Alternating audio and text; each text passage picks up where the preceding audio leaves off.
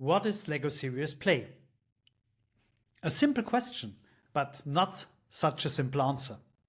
Still, Michel and I try to provide one within this episode. How does the method differ from others, and what makes it so special? We take a glimpse into its history, talk about the concepts behind Lego Serious Play, and explain what all of this has to do with reality. Welcome to the Bricks Boutique Hotel.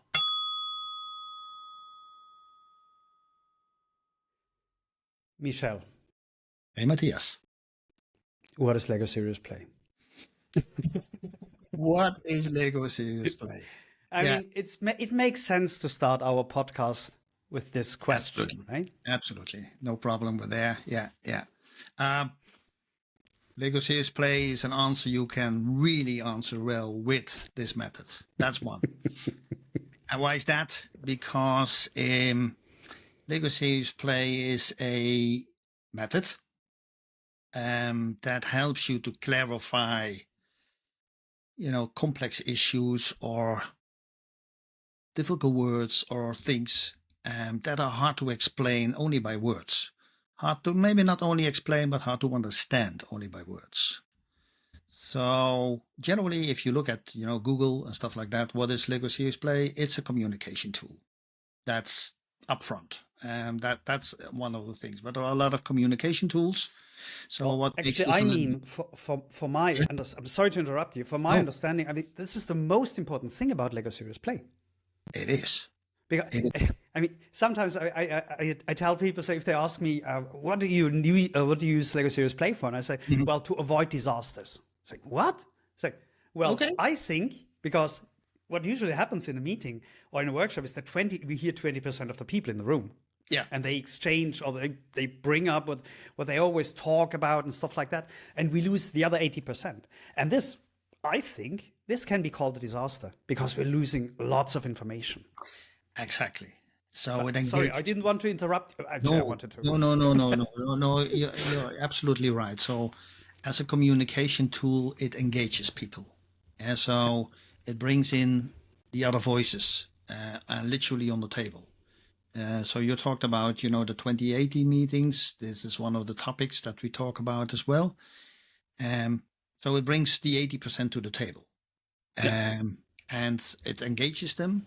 And the other way of doing that, of a special way of this communication tool, is it is also a visualization tool. And so I see what you mean. yeah. So, hey, newsflash, we use Lego bricks.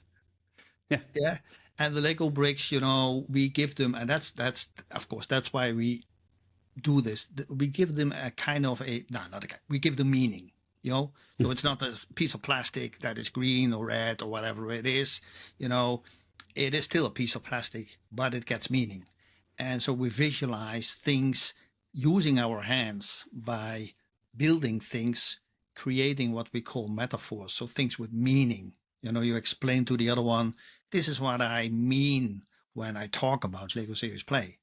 And other people can ask questions on the things that you mean. So not questions to you, but questions to those bricks that are on the table that are not just Lego bricks now, but they actually meaningful things. So we already said a lot, so it brings in the 80% of the other people. It's a communication tool. It's a visualization tool. It helps to clarify things. And I mean, it's really the same thing like if you ask a child, right? When children build with the bricks, you come up and you have no clue what they built, or you might have an idea, but then and when you ask them, okay, so what did you build? And they come up with stories, with amazing stories, right? So this is the visualization process. In fact, it's more or less the same thing with the adults. The only difference is that we have a goal, that we have a question that we are asking, and they build an answer to it. Yeah. Only difference. Yeah, absolutely. So people build what we call their insights to the table, the answers to the table, clarify it, with the help of the bricks, And then a part of that process, and that's also really nice, also to engage those people, not only the 20, but also those 80%, is that people can ask those questions. We call that a reflection, asking questions, whatever, but we call that a reflection. So, and that's an interesting part of Lego Serious Play as well, that we add. It's also a reflection tool. Mm-hmm. And so it creates not only insights for the person who builds something, like you can ask questions and it's like, whoa, oh, that's a good question. Oh yeah. Oh, I didn't know that. Or that's an interesting perspective or something like that that you add to it. But also the listeners and also the viewers, to the model. They also see like, okay, this could be a blind spot with me, like this is a completely different perspective of looking and listening and understanding things. So while we're talking, I actually have that feeling again as if I'm in the room myself, and I see a model on the table and I actually feel like, whoa, this is amazing. Yeah, I agree. But I mean, lots of times I get the question, how long is Lego Serious Play in the world or on the market or whatever you want to call it? And it got more and more successful the last years. Yeah. I think it maybe during Corona there was really improving. Well, it wasn't improving, but there was a higher demand, I think. But still, it grew over the time, and it was. Let's talk about the history, maybe. It was introduced in 2001, and it started in, was it 95 roughly? Yeah, I think. Yeah. The ideas popped up around that time as the articles that are published around it about it, as they say. So about 95, the idea of we should develop a method that supports our process of thinking a bit different, as we could call it. It's literally said from management literature, adaptive. I think the process started in 95. Yeah. I wasn't there, but that's what the records say. Yeah. And it was to the Johann Roos and Bart Victor, if I remember correctly. Professors, yeah. The two professors from Institute of Management Development in Lausanne, who started together with Kjeld K. Christiansen, the CEO and owner at the time. And then it was, if I'm not wrong, I think it was in 98 or something like that, where Robert was involved, Robert Asmussen. Yeah. And later on, Per Christiansen. And and they somehow developed this wonderful method. Yeah. And something which is really interesting, that there's so many science behind it. There is. And it wasn't that clear at that time. Well, it was clear, but it wasn't as clear as it is nowadays. So this was, help me, the Hungarian. You can pronounce it better than me. Yeah, well, it's always, it's a challenge, certainly when you have Hungarians in the room, but it's something like Mihaly Csikszentmihalyi. Yeah. So the Hungarian professor, at least I think born in Hungary and responsible, and that's what people probably know a lot more for the flow theory. Mm-hmm. Yeah. So we have the flow theory involved in Lego Serious Play. So we try, we do our best to keep our participants in the flow the whole time, because flow is such a great moment, right? You forget everything and you're so focused only. Yeah. I mean, that's lovely. Yeah. And if I may add to that, we will come in another podcast, to the aspects of how do you get people into flow in terms of also training, this method and stuff like that. But that's what I like, because indeed, when people are building, we try to get them in that process of flow, where they're building, where they're focusing on what are the insights on the challenge, on the question that was given. But the thing is, and that's one of the most exciting things I feel of Lego Serious Play, and certainly in your preparation, is to get the right question into the room. Oh, yes. Because the question, and that's another pillar of, a bit of the science behind it, the question has to be a bit disruptive. And so a bit challenging. Not too much, because, if you overwhelm, people with the question, they literally could be overwhelmed, leading to maybe moments of completely blankness, of maybe a moment of could be a little bit of fear or anxiety or something like that. So the question has to be between, not that era where you throw them out of their flow, throw them out of everything. But it shouldn't also be a kind of an easy question, because the easy question, generally you can answer maybe with a few seconds of thinking, but you can answer immediately. So it's literally in between. And that's not what we're aiming for. That's wonderful. That is, if I'm looking at the people, and I give them that question, and they're like, okay, are you really serious asking me this question? So maybe we should do another episode about the questions. Yes, we should. I really feel that this is something which is necessary, right? Yeah. So we have the flow theory. Yeah. Which is included underneath, or however you want to call it.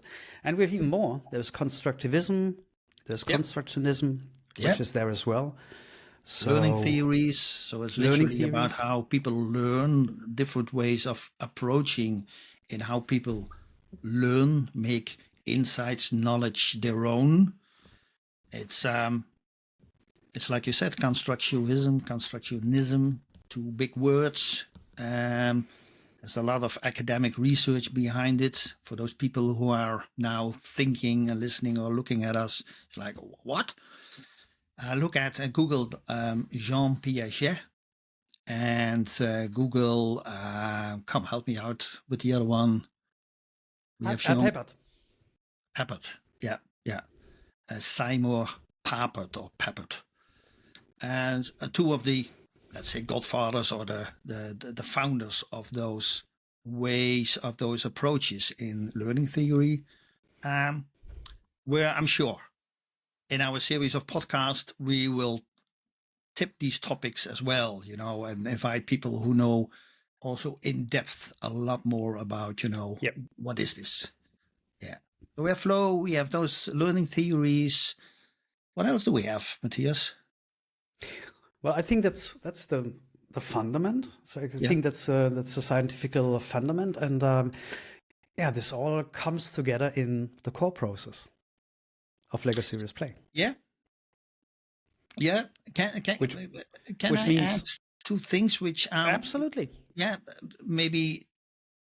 Well, of course they have their researches done well. The other thing is, is our imagination. Our imagination. Yes. We already talked about the kids, and they have a natural way of using their imagination.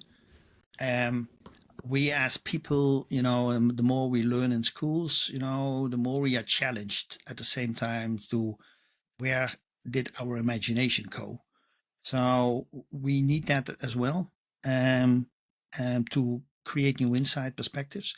And the other one is that already back then, when we're talking about, as the turning of the century, there was absolutely an insight. There was a connection between our hands and our brain. Yes. And nowadays, neuroscience even shows that more and more in terms of, they actually can prove it in scans and stuff like that. So using our hands, and there it is again in the camera, actually activates parts of our brain in a different way as the moment we talk and activate parts in our brain. And a lot of research is done, and that's very interesting, if you go in depth in that one. But that's a very important part, of course, as well. Use your hands to think. Yeah, absolutely. And this feeds all into the core process. Yes. So we go back to that one. Absolutely. So, which has 4 steps. What's that? Which has 4 steps. So we pose a question, like you said. So an open question which has multiple right answers. And then people don't give an answer. They build. Yeah. They just build. Exactly. And afterwards they share. So everybody builds. Yep. and everybody shares. Yeah. And only with this part already, we make sure that everybody in the room will have a voice, will be heard, and will be understood. Because, like you said, we can really see what you mean. Yeah. Yeah. And of course, you have the reflection at the end. Fair enough. Yeah. So these are the 4 steps. Matthias, is this a scary process? Because you explained now the core process, and I can imagine if people listening to us and they have no experience there, I could imagine that maybe some people will feel like, I'm not going to do that. That's scary. I'm not going to show, my model to other people and explain it and stuff like that. So is it a scary process? How does that work? What do you mean scary? I don't know what could be.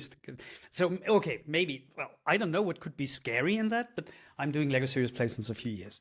So, I mean, this is just natural, right? We bring up people to. I think it's natural because we're telling stories, and this is so natural to us. So this is how we transferred our knowledge in the very old days, right? It was always and still we do it in some cultures. I mean, today we write books, so but still this is another type of storytelling, and we are telling the stories of the models. So we just build a model, and we only share what is inside. I mean, I think I might know what you mean. That if you never did it, it's like, am I creative enough?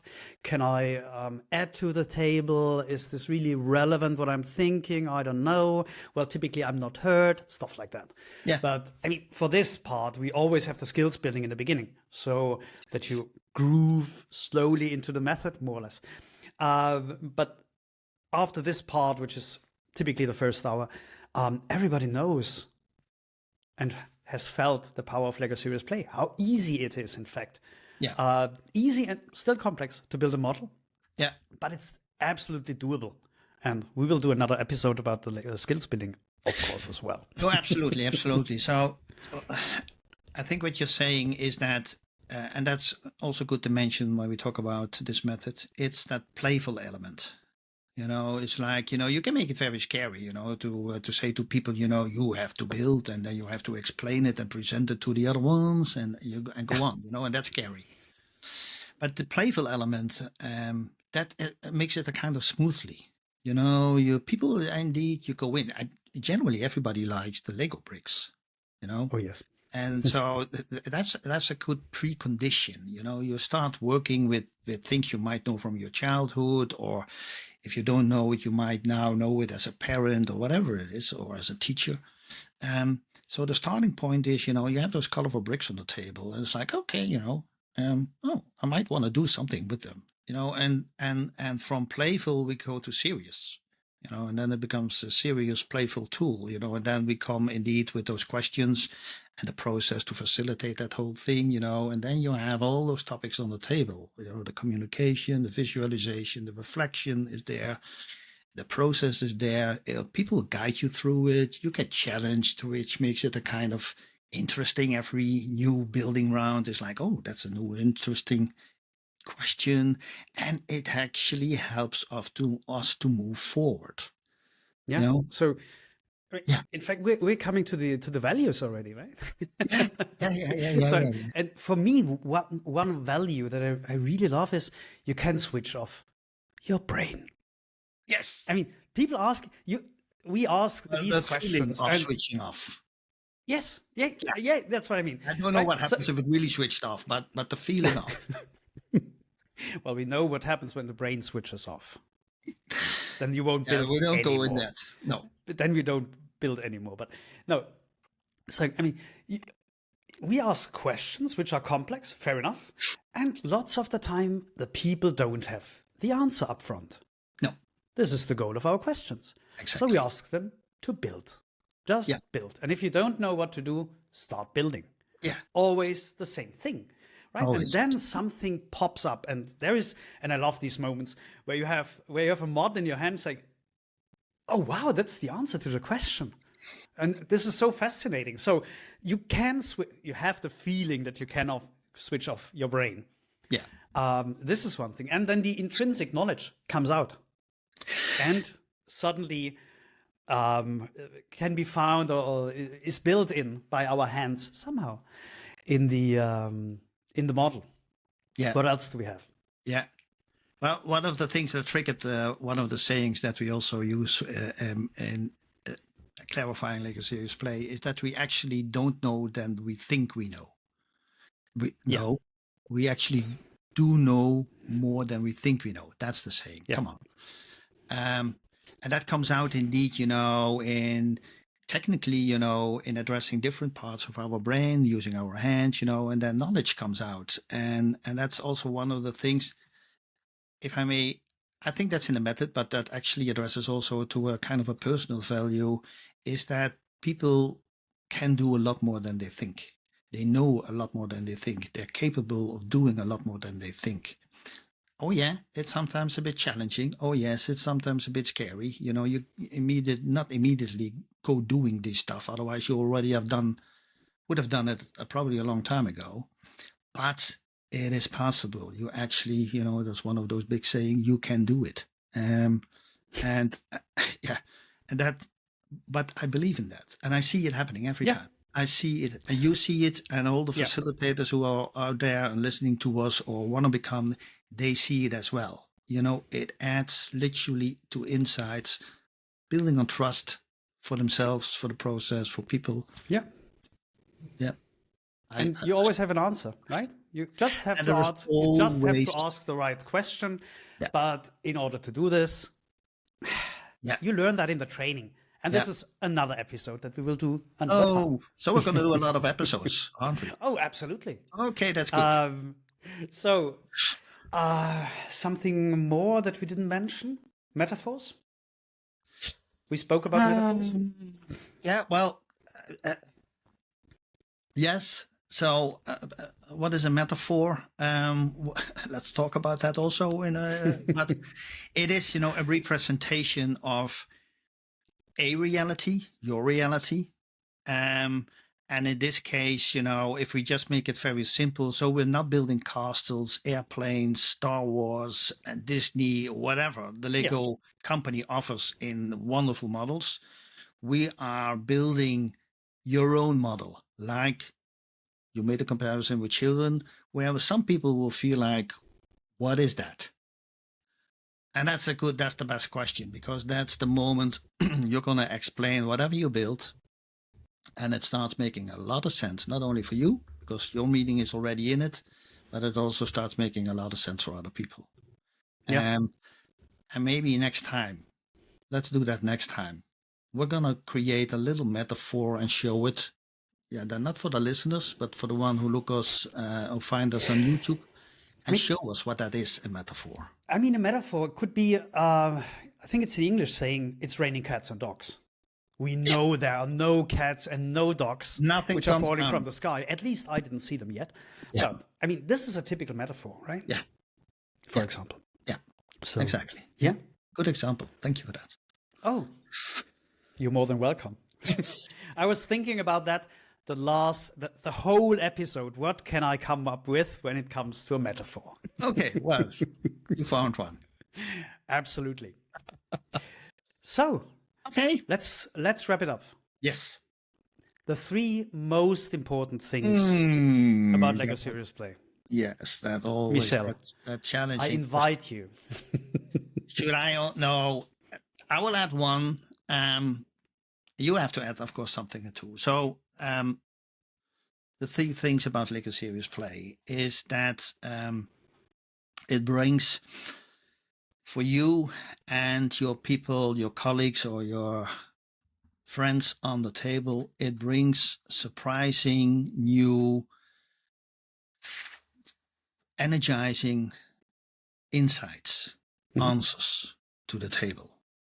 Things you didn't expect, and will help you actually to move at least one step and hopefully a little bit more forward. That's one of the things that is an effect of the Lego Serious Play method.